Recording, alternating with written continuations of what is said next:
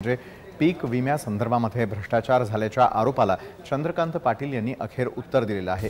पीक विमा संदर्भामध्ये कुठल्याही प्रकारचा भ्रष्टाचार झाला नसल्याचंही त्यांनी स्पष्टीकरण दिलेलं आहे। चंद्रकांत पाटील यांनी स्पष्टीकरण देत असतानाच विमा कंपन्यांना झाल्या नुकसानीनुसार प्रत्येक जिल्ह्यात कमी अधिक नुकसान द्यावं लागतं आणि त्यामुळे ज्यांनी आरोप केले त्यांनी एक विमा कंपनी सुरू करावी असं आव्हान चंद्रकांत पाटील यांनी उद्धव ठाकरे यांच्या टीकेवरती केलेलं आहे। पीक विम्याचे किती जणांना हप्ते भरल्यानंतर पैसे मिळालेत मला सांगा। हप्ते भरलेत की नाही? हप्ते भरलेत की नाही भरलेत? साधारण हप्ते किती जणांनी भरलेत हात वर करा। हे जरा कॅमेरा तिकडे मारा, कॅमेरा तिकडे मारा सगळ्यांना।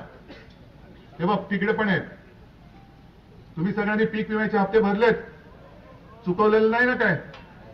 आणि तुम्हाला नुकसान भरपाई मिळाली की नाही मिळाली?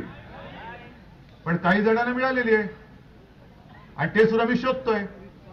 तुम्ही हप्ते कितीचे भरलेत? 10,000। आणि काही जणांना चेक कितीचे मिळालेत? 2 रुपये, 5 रुपये, 50 रुपये, 100 रुपये। हा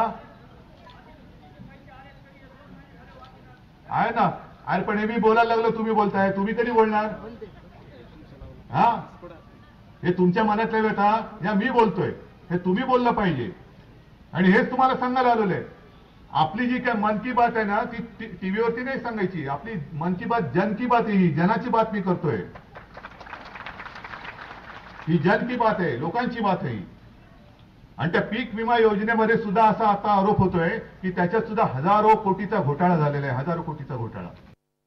पीक विम्यामध्ये भ्रष्टाचार झाला असता तर 4 वर्षापूर्वी 27 लाख शेतकरी पीक विम्याचा फायदा घ्यायचे, म्हणजे पीक विम्याचा प्रीमियम भरायचे। यावर्षी 87 लाख म्हणजे 60 लाख अधिक शेतकऱ्यांनी प्रीमियम भरला।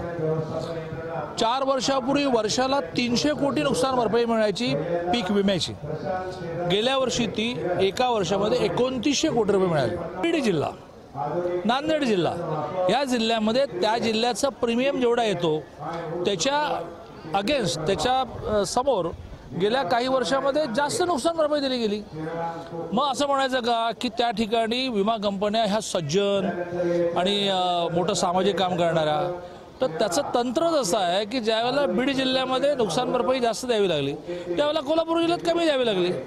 शेवटी ती विमा कंपनी जी आहे ती त्यांना काही ना काही प्रॉफिट होतो म्हणूनच त्यांनी काढलेला उद्योग आहे आणि त्यामुळे यात कुठलाही भ्रष्टाचार नाही।